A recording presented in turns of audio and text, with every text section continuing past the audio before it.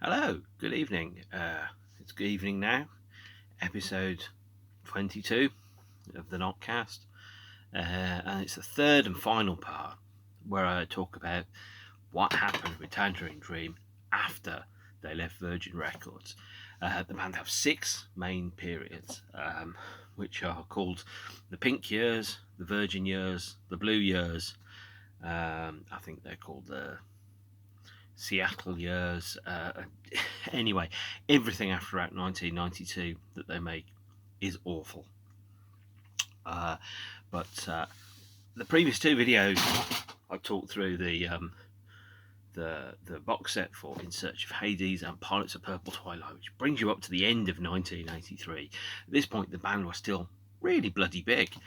They were a trio of Edgar Froese, Christoph Franke, and Johannes Schmoelling, and they'd just come to the end of their Virgin Records deal, and then under the terms of the Virgin Records deal, they were going to deliver to Virgin an album a year, which they fully acquitted, but they still had something like 30 albums worth of material which they'd built up, which they decided not to release during that time. And were one cynical, you could suggest that the reason they took on a lot of soundtrack work was so that they could package up these leftover bits and bobs and sell them to Hollywood in exchange for money. So Blue Years start officially in 1984 with the release of what I regard to be one of their finest records. This is a double live album called Poland. 4 20-minute songs, perfect kind of prog rock, hippie shit, double concept live album of entirely new material, recorded in Poland apparently in December 1983. Of course, as we've mentioned previously, Tangerine Dream live albums aren't always live. They aren't always fully recorded at the concerts. They're often highly edited, overdubbed, remixed, rethought, which of course then translates itself into the fact that they're called live but they're not live, and since they're often made out of new material, very difficult to work out which bits of it are live and which bits are in the studio and pretending to be live. That sounds horrendously cynical. Well, what can you say, especially when live tracks get remixed into singles?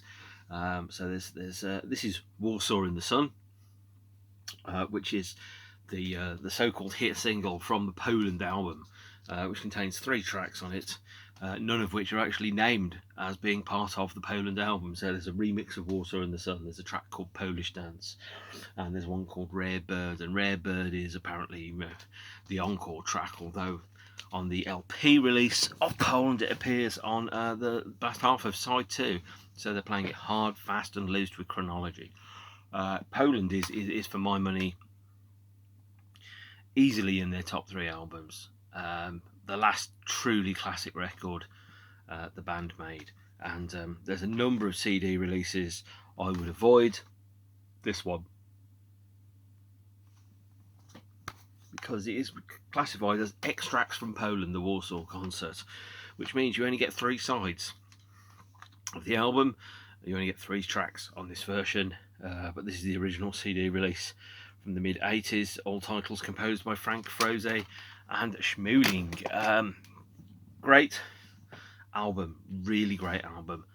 Do buy it. Now, at this point, the band became, if you thought they were prolific before, you ain't seen nothing yet. Let's go, because they released Firestarter, soundtrack album 2, a less than amazing cult 1980 horror movie based upon a book by Stephen King, starring Drew Barrymore. It's incredible to think that Drew Barrymore was ever young, but she seems to have been making films since before she was born. This is a kind of like a repurposed. This is kind of like a repurposed album. So there's lots of original material, lots of short bits and bobs in this. Lots of songs that are barely 2 minutes. But then also you find out that there's some tracks which they've used for previous soundtracks, which have been remixed, re-recorded, rethought, and stuck onto this. So, for example, Between Realities on here was actually a track that was recorded for the Keep and wasn't used, I think. And then there's another couple which were remixed as well from other previous soundtracks and other previous albums that were on top of there. Difficult to get hold of on CD. I really wish there was a box set of Tangerine Dream soundtrack releases that would make it nice and easy to catch up with all of that stuff. Now, there's a couple of other albums, so bear in mind, we're already in 1984, and there's already been Poland, there's been Firestarter, I think Wavelength has just come out, so you've got 3 albums, 3 hours of new material. You're also looking at another soundtrack album, which was then you move into 1985, and 1985 was again a fiercely prolific year. I think they had 1 new studio album and they had 2 soundtracks. So the new studio album was called Le Parc. This is a CD release from about 1995, kind of like following on from the essential editions or the definitive editions, which were released in 1995. These were on Castle Communications, released in 1996. These regarded themselves as the essential records CD versions of the albums. And the world was moving over from LPs through to CDs at that point. So obviously you can still get Le Parc on vinyl. In fact, it's more common on vinyl than it is on CD. But Le Parc is the first album where there's like almost a noticeable dip in quality. Now, the reason I'm going to say that is because it was one of the last albums that was recorded with Johannes Schmoelling as a member of the band. The band was starting to move away from the previous sounds that they had. So when Johannes joined in the 70s, right at the end of the 70s, the band became, I think, far more dexterous and had more dexterity in terms of dealing with and managing rhythms, bass, sequences, drum tracks, all that stuff. It started to fall away at this point. The rhythm started to become quite ploddy and quite straightforward. You know, things like beauty and sequences and layering, they'd really started to take on a more minimal sound, and the rhythm tracks became a lot more straightforward, a lot more 4/4, a lot more dum-ch, dum-ch, dum-ch, dum-ch, dum-ch, as opposed to, you know, having drama and tension and release in there. And it was almost like the band were writing to a click track, because they didn't have a drummer, although Christoph Franke was in the band and he was a drummer. He'd completely gone away from his drumsticks. He'd gone back to just playing sequences and keyboards and bits of technology and things like that. So by Le Parc was 9 songs, and instead of doing maybe 2 songs which were a side each, which had 4 or 5 main pieces in, and the songs kind of dipped in and out of each other. What was happening is that they were becoming quite ploddy. They were writing shorter, faster, briefer material.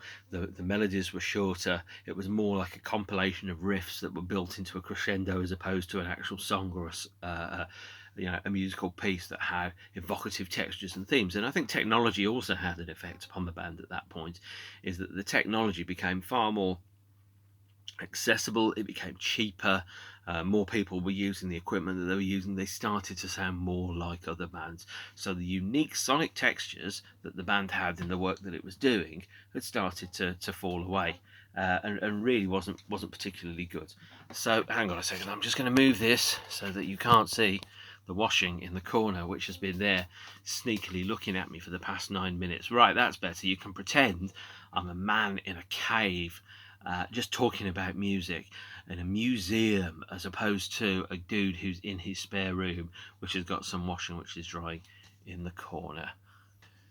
Normally I do these videos in one cut, and normally I just talk straight to the camera pretty much without a break for about 40 minutes, and I do it all in one go. And what I found is that I haven't had enough caffeine, and I hadn't really looked at what was in the background of the shot when I started off, so I've had a little break, tidied a couple of things off, and I'm going to go back into it.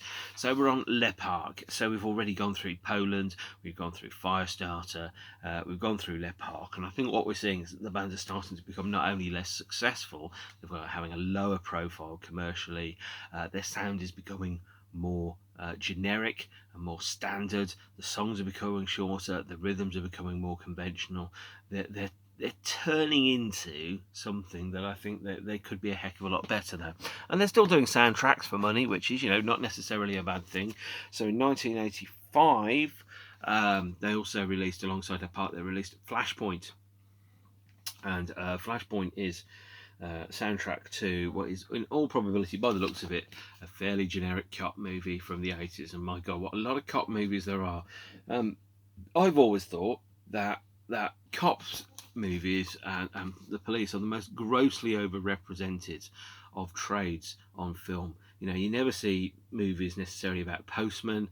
You never see movies about people that work in sandwich shops. It's always the police. It's always cops, and it's always dudes in uniforms with guns. I mean, in the course of an average working day, there are most definitely less car chases if you work in a sandwich shop, but that doesn't mean that it's necessarily fair to anybody else. If aliens were to be monitoring human communications, then I thought that all humans ever do is commit crime and then get chased by cops who are trying to stop them from committing crime. So the CD versions of Flashpoint are very rare to find due to a pressing error, and I think that many of them didn't play correctly. And it was only when it was reissued on CD in the mid 90s, when next to nobody gave two hoots about Tangerine Dream anymore, that it was fully or really realistically available.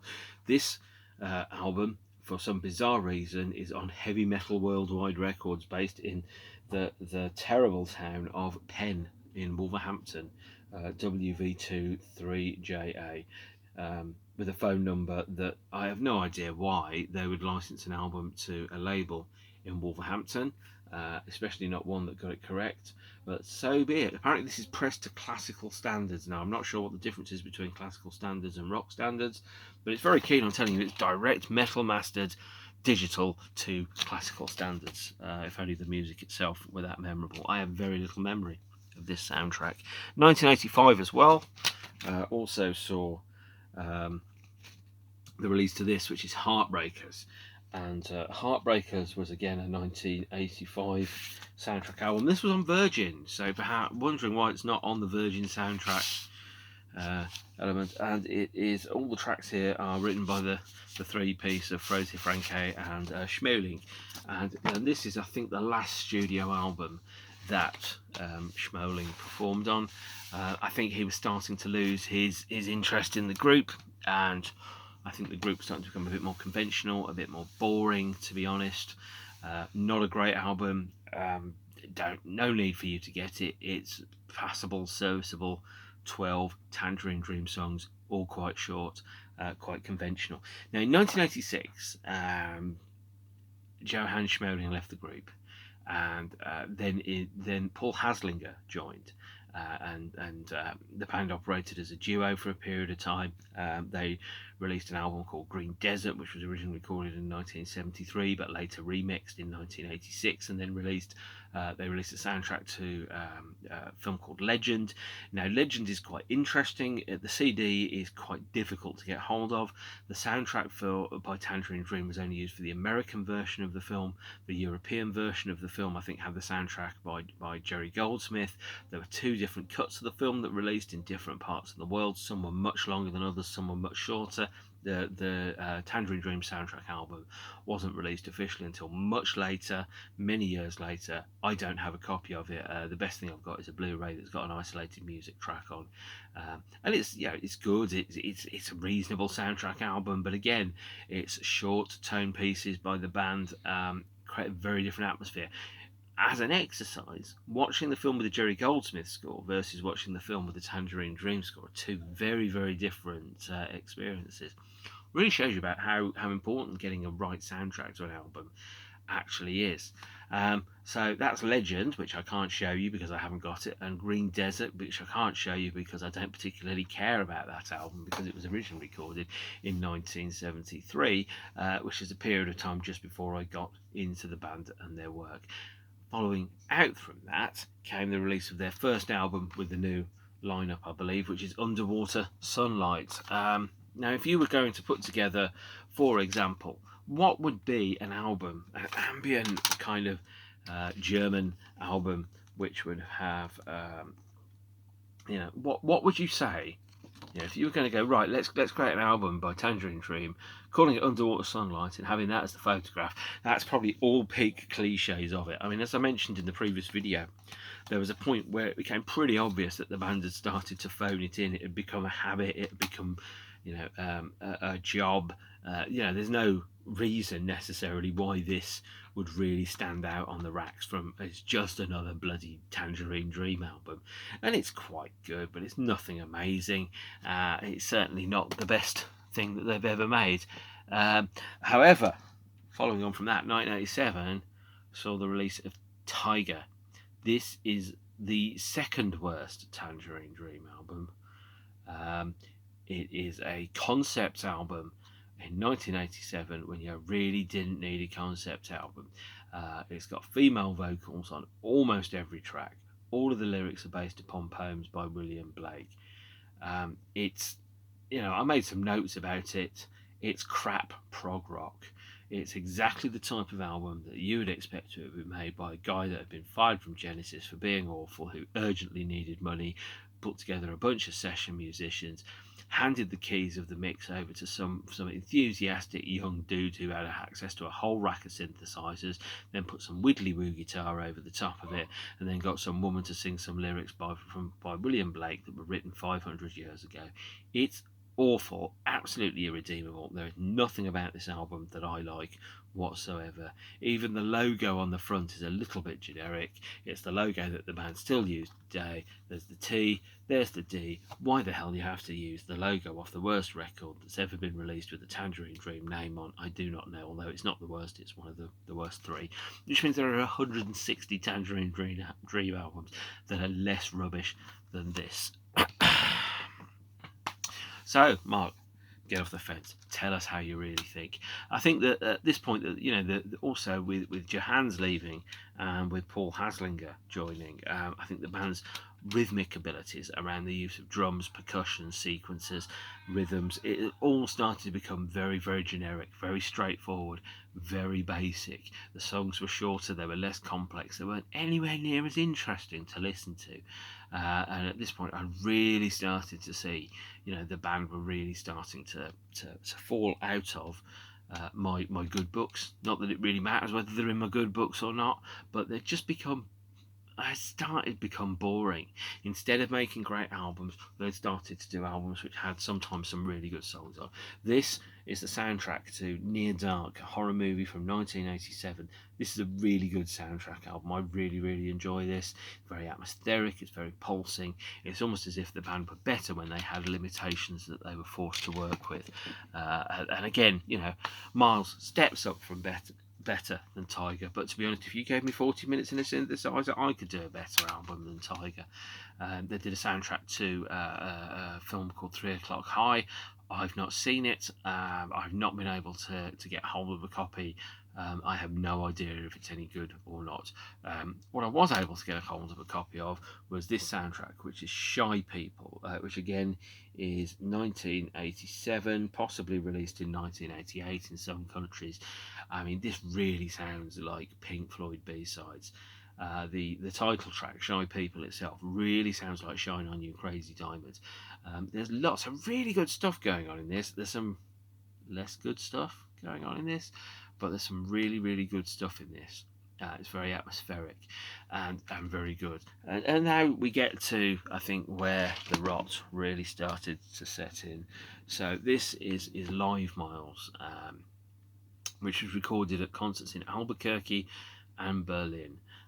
And after the Berlin concert, Christoph Franke left the group, and he'd been in them since 1972, so he'd been in the band 15 years, and I think Edgar had got very, very used to running the business and the conceptual side of Tangerine Dream, and almost kind of delegating responsibility for a lot of the musical moves over to Christoph. Now, Livemiles is controversial because there is not one note from Albuquerque in terms of the concert that was performed on the evening that is on the CD. Apparently, it was a track that was only played at the sound check and not at the actual show. So it says it's live in Albuquerque. It's not live in Albuquerque. Now, side B is a half-hour excerpt from Christoph's last show in the band, which was in Berlin in 1987. It's also the last album the band made where they debuted a huge chunk of new material performed live inside long suites. So, following on the tradition of Encore, Logos, Poland, this is the last one of those, and this is the last one that really, if you're looking for an exit point to get out from Tangerine Dream, this is the album to stop at. Everything after that was mostly garbage, to be honest. And it's an some of the stuff that they did after that was okay, but not amazing. They followed it up pretty quickly with this one, which is called Optical Race. Lots of short songs, again with Paul Haslinger in the band. With Christoph has left, and I think they brought an extra musician in called Ralph Weedful, who was in briefly, but this was all by Paul and Edgar, and largely it's short songs, almost jingle-like in structure, short, repetitive riffs, none of the mystery that we had in any of the earlier stuff, none of the interesting or exciting production that we had in any of the earlier stuff at all. It's a selection of about 10 or 11 relatively short synth pop instrumentals, and the world's full of that type of stuff. The songwriting became very simplistic, almost to the point where it became banal over the next few albums, and it was a massive step down, actually. And it was where I think it became really obvious that the band were starting to suffer a little bit. 1989 also saw the release of this soundtrack album, which is Miracle Mile. This is really good, really good, because the band, had taken up, I think, some of the more interesting and exciting stuff that they were doing with sequences, with drum patterns, with rhythms, with bass, with echoes. There's a couple of songs on there. One, Running Out of Time, is as good as anything that they did in the 70s. So there's some really good stuff on Miracle Mile. And not quite enough, because what we started to see with Optical Race and with Tyger was that the band was really starting to slide, and none more obvious than Lily on the Beach. Now, Lily on the Beach has a song called Too Hot for My Chinchilla. No idea why it's called Too Hot for My Chinchilla, but this is also where I think Linda Spar joined the group on sax. And again, this is a 1989 album, so it's starting to really take a dip here. The notes that I made next to this one is that it's a porno filler. Now, which, the group have now soundtracked a porno movie, but it's exactly the kind of soft, generic, almost characterless 3-minute instrumental songs where there's not much in the way. There's no sonic experimentation, there's no innovation, there's no rhythmic exploration. It's just, here are the next bunch of songs that we've got, and some of them are clearly very uninspired. A lot of the sounds are synth presets, a lot of the sounds are very straightforward. It's really the sound of the band starting to turn, frankly, crap.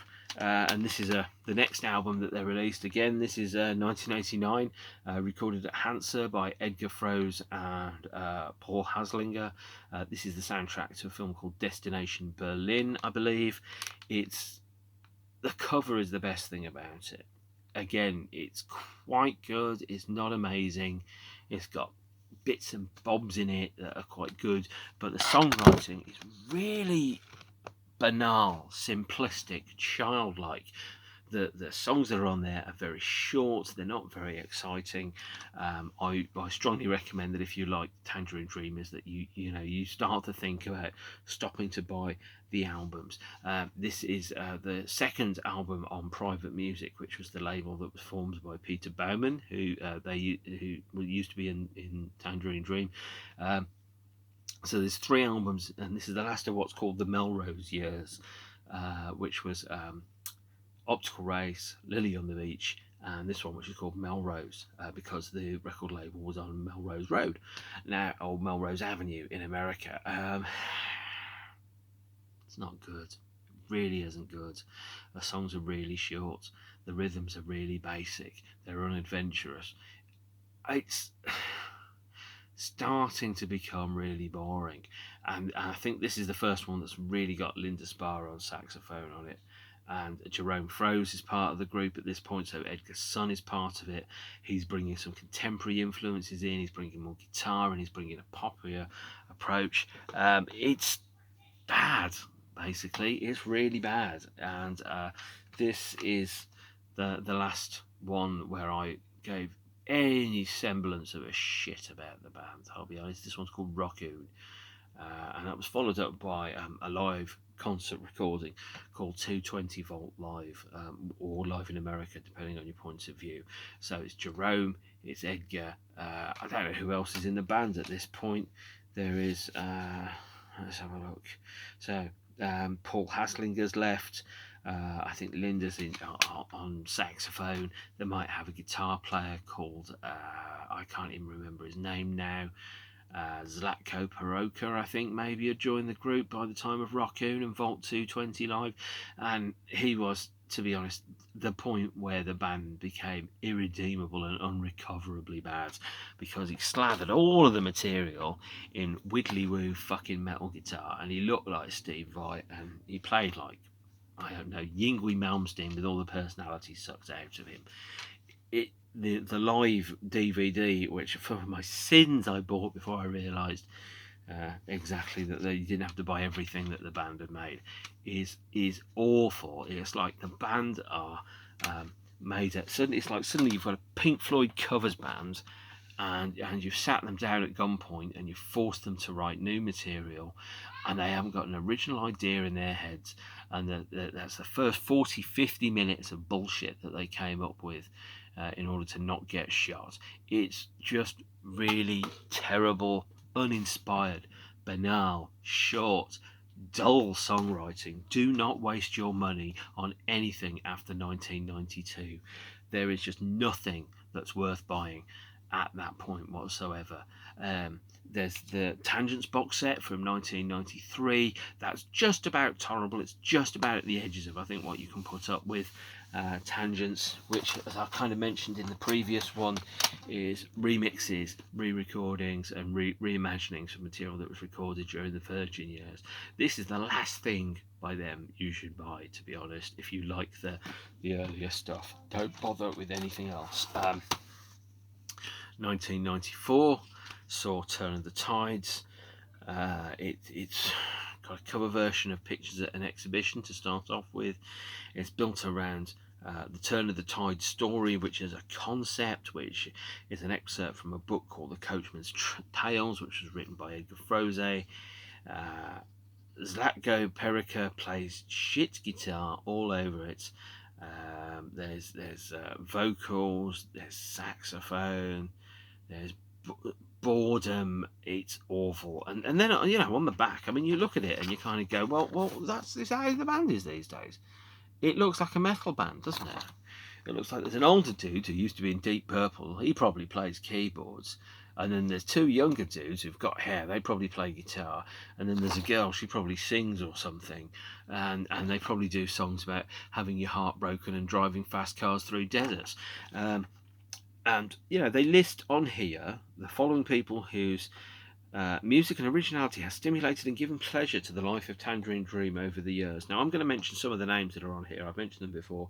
The Cure, The Church, Martin Gore, Jimi Hendrix, Cyndi Lauper, The Mission, New Order, Iggy Pop, Psychedelic Furs, Pop Will Eat Itself, Jim Morrison, Gary Moore, Negative Land, Lou Reed, Saint Etienne, The Sisters of Mercy, Susie and the Banshees, Smashing Pumpkins, The Sugar Cubes, which, by the way, they spell with a space between sugar and cubes, Van Halen, Roger Waters, Toya Wilcox.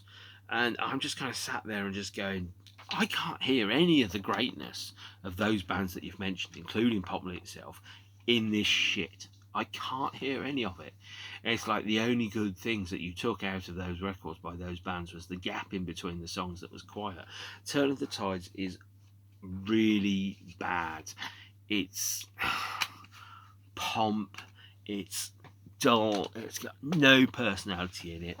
It's the kind of music that you would have heard if you were watching a soft porno sex scene in a B-grade Hollywood movie in 1993 with saxophone, probably scored with Eric Clapton on guitar. It's just really very bad, and it's almost where I'm out actually, because for my sins I bought the Oasis soundtrack, which is okay. Flash Flood's quite good on that.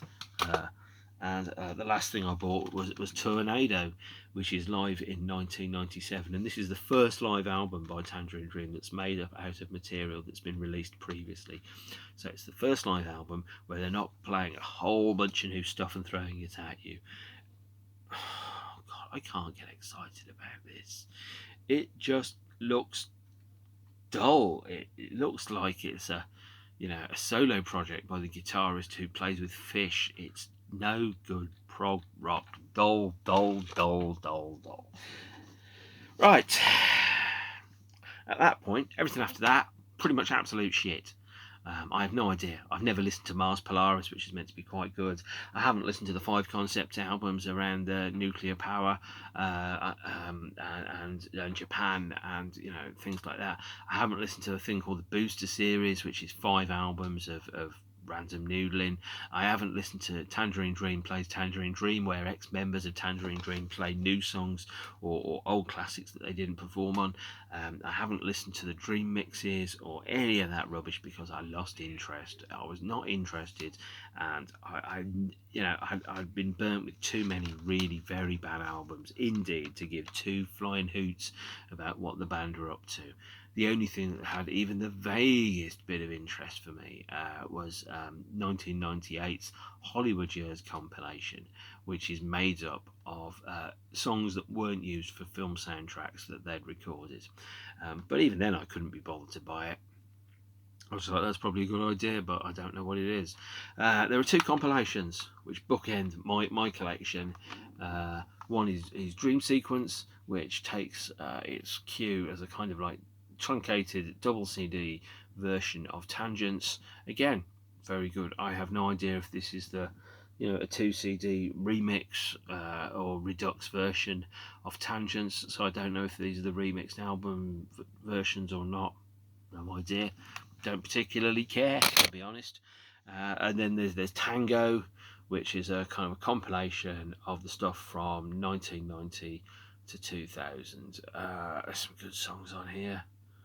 There's some not good songs on here, but I don't have any interest in it. I listen to it and I'm like, God, it's bland. God, it's boring. And so really what I'm telling you is Tangerine Dream is everything that they did between about 1973 and around 1989 is reasonable. Everything they did between about 1973 and 1994, which was Poland, was the last album that they did that I thought was really good, was, with the exception of Cyclone, was very good, very strong, well worth listening to. And as I said, buy the Amazon £10 multi-disc box sets. After 1984, there started to be a deterioration in the sound, deterioration in the songwriting. The rhythms became really dull and boring, and you could have probably picked up the drummer from Status Quo and he would have played those rhythms for you perfectly. They did far too many soundtrack albums. They lost focus, they lost experimentation, they lost vision. They became dull, bland and boring over time, with occasional flashes of brilliance. So after Poland, the albums, for example, Near Dark, Livemiles, Miracle Mile, Destination Berlin, they're pretty good. Everything else is pretty bad. And by the time we got to Lily on the Beach, Melrose, Rockoon, we were dealing with tracks that weren't good enough to be Pink Floyd B-sides. We were dealing with short, insubstantial, fluffy songs, jingles without any substance, any sonic experimentation, without any reason to exist, music made by habit, by people that have been making records for decades, not stuff I liked. And that's not where I wanted to end this, because the 2 box sets, which I've reviewed on the previous 2 episodes, really good box sets. Those periods and those parts of the band's lives, really, really good, really interesting. But they just didn't know when to leave the party, and they just carried on. And it's kind of like when you see somebody that you went to school with that you really, really liked and fancied, and then you just see them change and grow and become everything that you don't like over time. It's exactly the same thing happened with Tangerine Dream. They became a habit, they became boring, they lost their fire, they lost their need for experimentation, they lost their need to do anything apart from release 3 albums a year made up out of 10 or 11 3 to 7 minute songs that were instrumental, that were chock full of widdly woo heavy metal guitar and saxophone, whilst some bored computers in the background chugged along with sequence bass. Utterly dull by the time that I got out of the band, and everything after 1990 is, in my opinion, 99% absolute garbage. Now, I've only talked about 56 of the 163 albums. Something tells me that the remaining 100 or so albums that they released after I stopped giving two hoots about them didn't dramatically improve at any point, and I don't particularly care if they did, because after a consistently bad run of bad albums that were not exciting and were staid and dull and uninteresting and had no spark to them, I got bored. And I'm going to stop now before you get bored. But I'm just saying, that's where we are. That's what happened next. So, my 3 favourite Tangerine Dream albums. Well, number 1 is probably Poland, actually. I think this is fantastic. It's the last really bloody brilliant record the band's made. 4 20-minute songs. Really love this. Love this to this. Never ever pretend that I don't. After that, I've got a super soft spot for, in second place, Faith. Great album, brilliant. Just can't knock this at all. Probably my 3rd favourite actually is Logos live. Basically any live album where they've got 20 minutes of new material that they're chucking out at you. And then the 4th one, probably this one, Encore. Force Majeure is pretty awesome. Sorcerer's pretty awesome as well. That's where you're at, really. So buy the box sets or don't. Buy the cheapo versions of the box sets that are about £10 that have just got the albums on, if that's your thing. Don't forget to buy Sorcerer. Buy Poland, but buy the 2 CD version of Poland because it's got the longest stuff on. Everything else you can take or leave, to be honest. And that's where I'm going to end it. Also, I'm going to point out I'm wearing a Mayhem t-shirt. The reason I'm wearing a Mayhem t-shirt is twofold. Firstly, I saw Mayhem at Roskilde in 2001 and they were incredible, incredibly good and incredibly bad at the same time. Secondly, one of the former members of Mayhem was a huge Tangerine Dream fan. And since I've never seen Tangerine Dream and I'm not going to buy any of their t-shirts, I thought Mayhem was the nearest thing I could get to from that. And I think the soundtrack to a film called The Parc is Mine, which was released by Tangerine Dream, is featured quite prominently actually in the film version of Mayhem's story, which is called Lords of Chaos. And last year I went to see Lords of Chaos at the cinema, and I was the only person in the cinema to watch the film, which was directed I think by Johannes Schmoelling. Johannes Schmoelling is a director who's made a lot of pop videos. He also played drums in one of the bands at the time. I can't remember which one, but they definitely were on the scene. So it's quite weird to think of Johannes Schmoelling making a film about his childhood and recreating that. It probably means that that film was more authentic than most of them. Anyway, I'm going to wrap it up here. Give you a bit of light, give you a bit of shade. I'm going to stop talking at you because you'll probably appreciate that. And I'm going to go and have a break now. Thank you very much. Again, I will talk about something else that isn't an old band that formed in 1967 next time round. If there's a band you'd like to hear me talk about, if there's an album, if there's a film director, anything like that, just let me know. I'll put it on the list and I'll address it at some point, because I've got lots of opinions.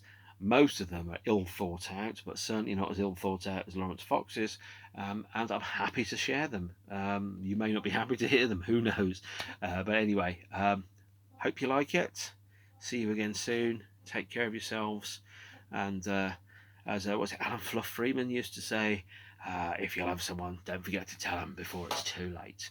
So See you all soon. Thank you and bye.